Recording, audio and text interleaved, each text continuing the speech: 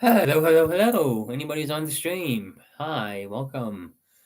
Basically, the three themes for today was basically sinners, because it's a Sunday, so I may as well talk about what the homily was. Garden of Eden Zeitgeist, because for some reason everybody's talking about the Garden of Eden right now. I'm not really sure why. Actually, I do know why, and that's what I'm going to talk about. And making friends. So here we go. 5 minutes per piece. Here we go. So sinners, basically, the Bible passage for today in the gospel is basically woman gets brought in front of Jesus. They throw her on the ground in front of him and say, "Hey, this woman was caught in the very act of adultery. Um, what should we do?" So the law says, "Oh, you should stone her. The woman who does that should get stoned." But that's a problem in three ways. First of all, it goes against branding for Jesus to be for stoning somebody. Kind of goes against the whole mercy and forgiveness thing. Second, if he doesn't say stone her, then it's going against Moses' law. And if he says do stone her, it's against Roman law. So it's a bit of a trap. The Pharisees were kind of tricky people. And basically, Jesus just sits down on the ground, just starts drawing in the dirt, which is kind of such a power move. Like, can you imagine that happening? Everybody's like, yeah, you got to make a choice. And Jesus is like, dude, what are you doing? Oh, you guys? Yeah. Whoever's without sin passed the first stone. Then they're all like, shit. Oh no. Oh no.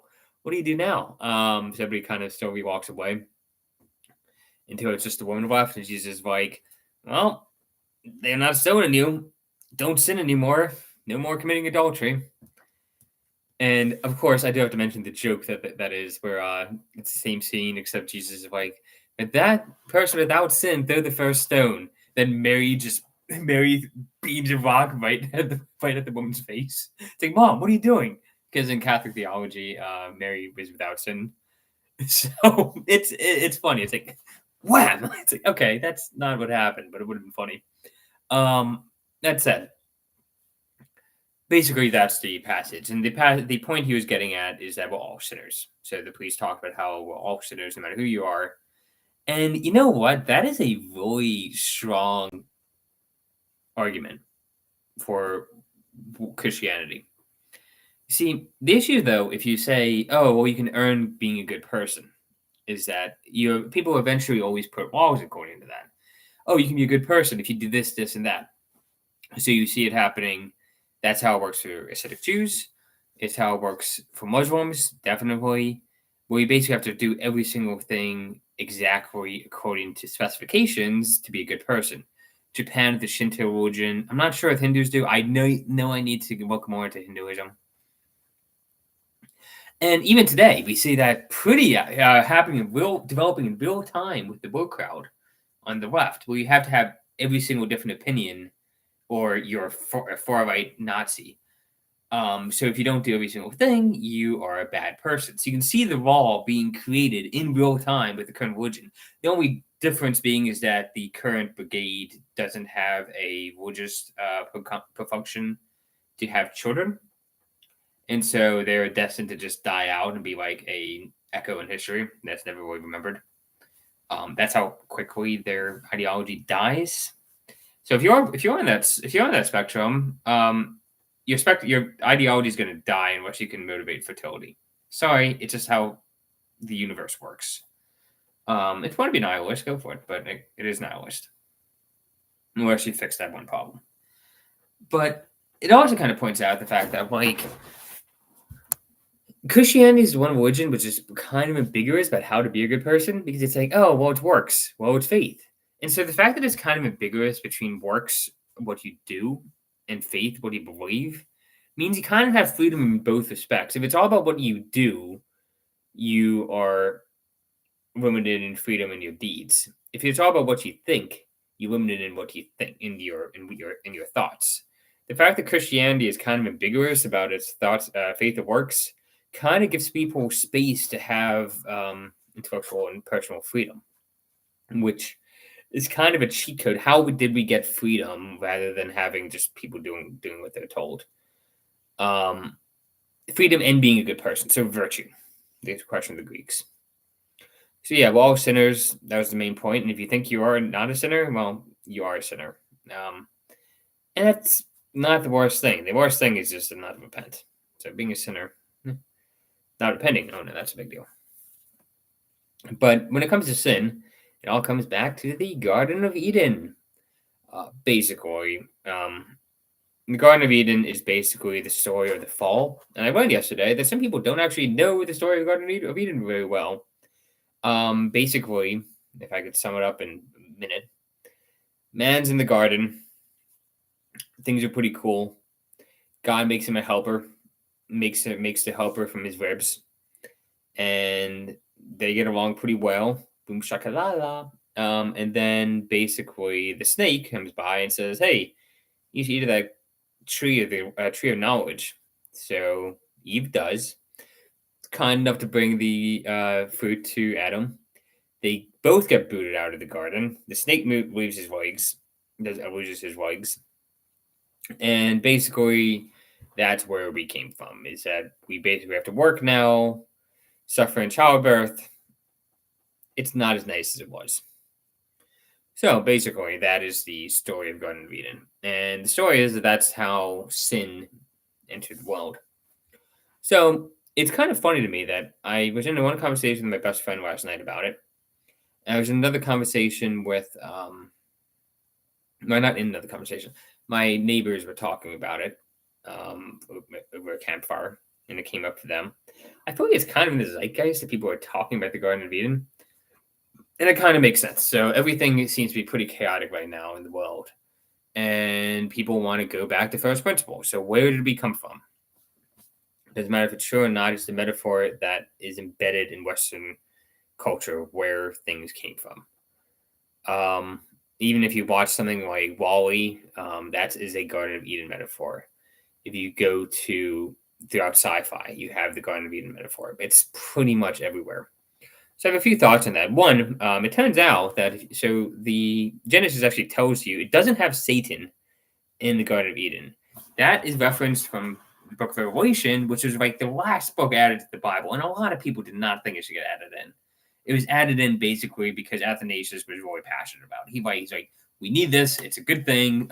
It's gives us power to take out the Arian heretics because it's very anti-Arian in some of its theology.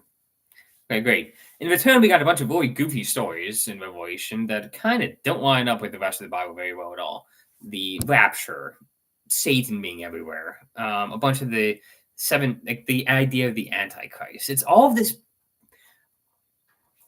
with all due respect, bullshit in Revelation that basically has poisoned Christianity for the past 2,000 years. I don't consider it canon. Sorry. I don't know what it is. It's not canon. But basically, so Satan's not really in Genesis, whatever John Moulton might say. But, in Christian culture, I guess it is around, and seeing the Protestants doing better than the Catholics, maybe I'm wrong. But basically, it does tell you where the Garden of Eden was. It gives you a location, and it says there's 4 rivers that are near each other. The headwaters of the Tigris and the Euphrates, and 2 other rivers that are, I don't know. But we don't know where those are. But we do know where the Tigris and the Euphrates headwaters are. And rivers disappear all the time just based on geography. So the headwaters of the Tigris and Euphrates rivers are in the Taurus Mountains in southern Turkey. At a point of fact, it'd be really weird if there was the oldest city in the world was somewhere near there, right? Oh wait, it is. The city of Catalhoyuk, probably mispronouncing that, is by some accounts the oldest city in the world. Might be beat by Göbekli and a few. I don't know. That said, one of the candidates for being the oldest city in the world. It's about a 2-hour drive from the headwaters from the map location of the headwaters of the Tigris, and it's right in the same mountain range. So kind of nailed it. Shockingly, it's in the same place. And also, Göbekli is not that far from there either. It might have been based on a real place. And the one thing I would say about the Garden of Eden is that I went to this when I went to Morocco, geographical split. I went with this girl, friend, particular. She was amazing. She was all the red flags and all the green flags all at once. She was awesome. Friends. But she was cool. Anyway, I went with her and we went around different sites in Morocco. And we went to an oasis at some point. And the oasis, it's just so shocking. You have the whole desert. Then you go down this one valley and everything's green. And it's shocking. It's like, and everything's edible because that oasis has been developed for a long time to produce food. So you got like, you can pick stuff off the plants, maybe stealing, whatever. We bought a lot of food for at the it was not resort, dinner place there. And I can just imagine the Garden of Eden being that type of animal garden in the middle of the wilderness where you just see it and then there's two people who kind of work there and elect to live there, and there's an old guy who owns it for some reason, and they pick from the wrong tree, and that's the story that was remembered. That's so the literalist explanation kind of does okay. As an explanation for how like the Garden of Eden story works. Like people write stuff down and then they add details to make it sound better. It still comes from a real thing. I'll be going back to that in a second. But point being is that there's different ways of looking at the story. There's like the sin story. It's like, oh, this is how sin got in. Oh no. It's like God is just like waiting for you to make a mistake. I'm not sure if that's the lesson we're supposed to be learning. I was watching Base Camp with Simone Collins and Simone and Malcolm Collins. Sorry, Malcolm and Simone Collins, probably. They're basically husband and wife. There's some good takes. They're like, well, maybe it's like how humans became civilized because they're not wearing pants before, and then they eat from the knowledge, they get the knowledge, and then suddenly they think they can figure out right and wrong for themselves. And suddenly they put pants on and are embarrassed. And God's like, you're embarrassed about something. Why? And then that means they have knowledge, they have discernment of good and evil, but they are not necessarily right. They just have the ability to guess, and that's Scusa. The other theory I've heard, I can't find it. Google keeps pointing me to this stupid atheist article about, oh, we know it's trauma or something. Google, you used to be better than you are. Anyway, is the first things I think is a magazine I got it from. But basically, it's a story of the discovery of language, where people found language, then suddenly they could understand the world better, and then when they understand the world better, they became responsible for anything good or bad they do. Kicked out of the garden. There's a lot of interpretations, and I think the blind one, where two people ate a fruit, is kind of it's weak. It's a weak explanation of what the story is supposed to tell us. But it's weird to me that everybody's talking about the Garden of Eden now. And it's like, we know it's a starting point for where we all came from. And it's really weird that the location of the Garden of Eden in real life, it seems like, is the origin of civilization to a certain extent. It's kind of cool, right? So maybe it's based on something. And I more broadly apply that to everything. Like, yes, there's a religious explanation. God does things. People remember it. People write it down. Yes. Or the inspired word of God, that kind of thing. But it's obviously just a story, right? But it doesn't just come from nowhere. This is why I had an argument with my best friend yesterday about it. The story of Ragnarok, you're probably familiar. All the gods have a big fight. Every winter, fire in the sky. It seems like that could have actually happened. So basically, during the 6th, 7th centuries AD, there was a mini ice age. Basically, some volcanoes went up. Fire in the sky, smoke, 3 years of winter. It was really rough. Probably about half the population of Scandinavia died. And after that, it's in the stories we have of Ragnarok. Basically, you have the pagan world, and then after Ragnarok, the kind of Christian world shows up. That is kind of really lines up really, really well with what actually happened. You had the old pagan peoples in Scandinavia, and they were replaced by Christians. People were like, oh, they just doctored. The Christians just ruined the story by adding their own stuff on top of it. Maybe they didn't. Maybe this is the story of how the old pagan world died and got replaced in real time by Christians. That's what happened in history, right? You had this giant disaster. Christianity comes in. Probably people who were Christian who cared about each other and had love for your neighbor and stuff, they might have survived slightly better in that landscape instead of the warriors who were all trying to fight to the death and did for the resources they had left. Christianity wins. Christianity does really well in bad times. It doesn't do well in good times. But nothing really does well in good times. So yeah, I got this horse to back that one up. The turkey one is kind of more abstract, but it's also just a lot more cool. The Garden of Eden could have been a real thing. But yeah, it just seems like everybody's talking about Garden of Eden right now. Maybe it's just me and the neighbors. But I feel like it's in the zeitgeist, and I think it is in the zeitgeist because we want to know what went wrong. Because something obviously went wrong in our culture and our world, and we don't know how to fix it. So instead, we're going to fixate on something else that wasn't fixed, that was caused by people. It's kind of a way of saying, maybe we need to fix things. Anyway, one more thing, new friends. Met a guy in MagFest a few months ago. Really cool dude. We had the same. I had a costume on, and he had to use that costume in a previous time. So we just got drinks at Looney's, and we got I got a Guinness, a Miller Lite, and a cider. Over a long period of time. And basically, he got 3 drinks as well. And we just kind of chatted. He just talks a lot. He just goes. And it's just so nice for me to be able to be in a situation where somebody else does the talking. Shockingly, I don't get a chance to just go on events like this in real life, which is why I'm here. And then we went to the sushi place, and they all remembered him. It's like, they're like, yay. And they apparently went there once for like an hour. And apparently, they all remembered him. And I'm like, he was outside getting a smoke. And I'm like, do you guys actually remember him? And they're like, yeah, he's a very charismatic guy. He just has such a good vibe about him. And I really wish I could learn that because people remember me. People do. When they see me once, I can come back 5 years later. They will remember me. But the memories they have of me I don't understand it. That's probably one of my issues with dating is that women can't place me. But then some people have just a positive vibe where they're remembered for that. Say main characters, and I've met some, like I met this girl in a music festival, spent the weekend together. And she was like every red flag, but she was like a nymph.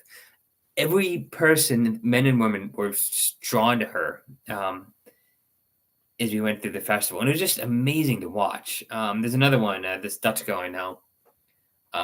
She just kind of has a more independent streak, where she just kind of has something about her that's just independent,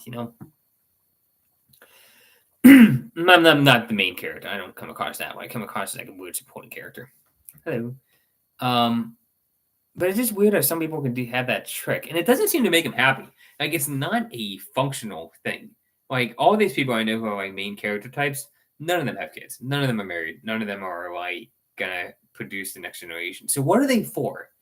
Because like it's easy to know, okay, somebody's good at math. I can see that reproducing, or somebody's good at being normal, I guess. Like just talking about sports and stuff. Those people do fine. So why do we have the main character tendency? Now, sometimes you do get people like Elon Musk, who has like got definite main character energy. It's 20 kids, probably. He's counting up. He's trying to get as high of a number of kids as possible. It's pretty obvious.